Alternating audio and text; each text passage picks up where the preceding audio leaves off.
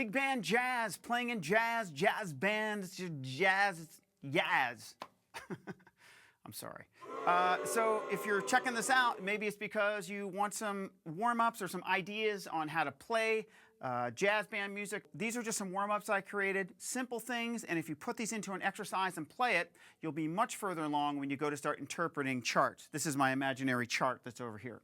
So let's just get into it. We'll do the exercises, and then with a couple figures to see, what it'll be like when you actually put these things into action. All right, let's check it out. So the first thing I found is that when I would tell drummers, oh, if you're trying to interpret a figure, just play quarter notes on the ride cymbal instead of the usual jazz band time, they had difficulty doing that. So I think it's good to practice just going back and forth between playing regular jazz time and playing quarter notes. Because a lot of times when you're interpreting a figure, if you just switch to quarter notes on the ride cymbal, you'll have a much better chance of not getting hung up. And if you're playing swinging type figures, if you're not playing every ding, ding to ding, it doesn't matter. So we're going to be feathering the bass drum, playing that as quiet as we can, hi-hat on 2 and 4, 2 bars of just regular jazz time, and then 2 bars of quarter notes. We'll just go back and forth and just loop that and make that an exercise. 1, 2, 3, 4.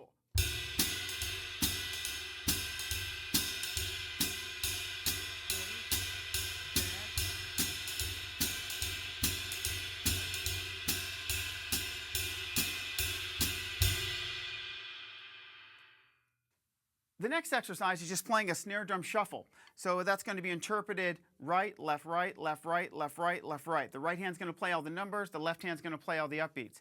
Be careful because your left hand is going to want to switch and take over on the downbeats. So it's just a very common thing that happens all the time. First, let's just play snare drum alone, and then we're going to add the feet. So 1 and 2 and 3 and shuffle.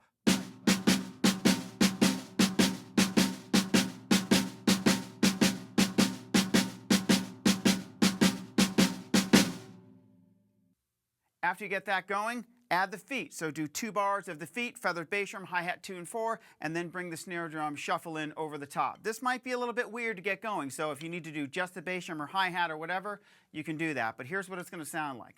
1, 2, 3, 4, 1, 2, ready, and.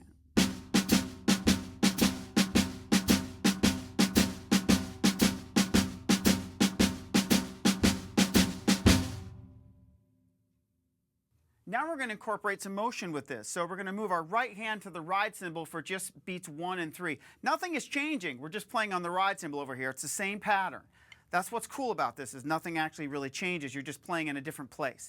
1, 2, ready, and.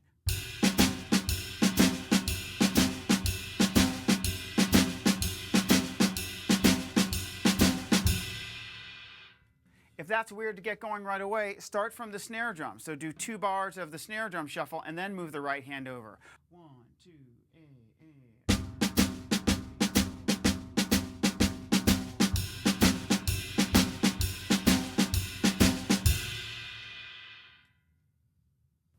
The last exercise is playing a kind of what is known as a backward shuffle. So you're going to play all the downbeats here and all the upbeats here. So it's going to sound like this. 1, 2, 3, 4.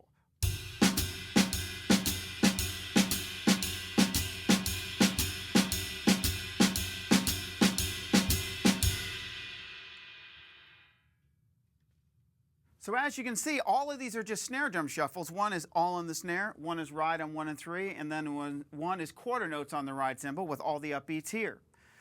So now let's turn this into an entire exercise. So we'll play 2 bars of jazz time, 2 bars of quarter notes, 2 bars of snare drum shuffle, 2 bars of the ride cymbal on 1 and 3, and then 2 bars of the ride cymbal on all 4 beats, and then loop the whole thing. And that's your warm-up. And if you do that, you're going to be able to play a lot of figures. All right, here we go.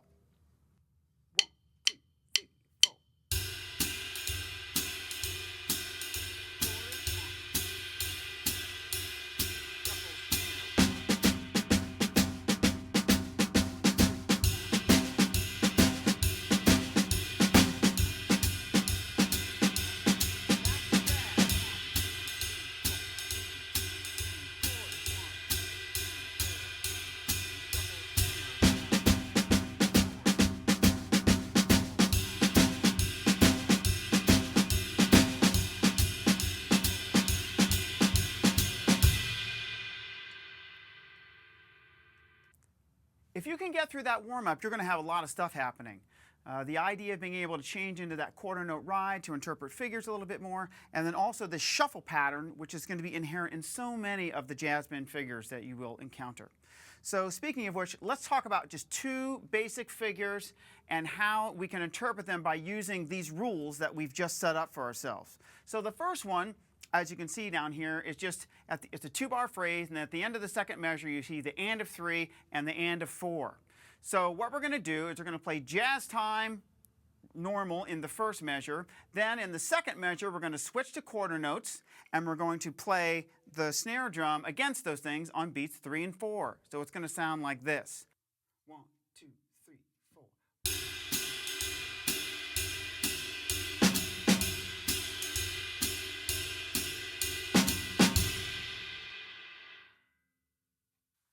So right there, you're already doing it. You're switching to quarter notes, and that upbeat shuffle thing that you were working on is coming into play, and you just caught that figure 1, 2, 3, bop, bop, which you're going to hear about a bajillion times. So you can play jazz time just in the beginning of that measure, or if you want to and it's coming, you can actually play quarter notes through both of those bars and then just practice playing those upbeats. And then after that, if the hit is over and you're going back in the time, just come back into your regular jazz time the best that you can. All right, let's check out one more. This next one you were already playing as an exercise, and you'll often hear this figure as well.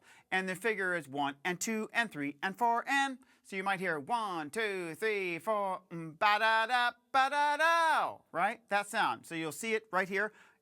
Measure of time, and then 1 and 2 and 3 and 4 and we're just going to play quarter notes through that first measure for right now, and then interpret the figure as this shuffle pattern going back and forth between the snare, which is the exercise you already played, and here's the figure.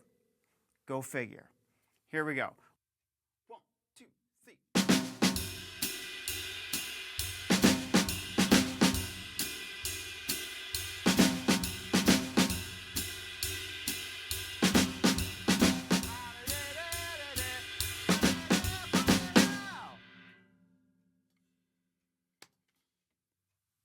So there's the warm-up. As you can see, it works its way right into the actual playing of figures immediately. So spend a little bit of time on that. Do that to get that going every time, and I think you'll find if you can switch to quarter notes and get used to playing that shuffle on the snare drum, that when you see figures on a chart, you're going to be able to get to them much more easily.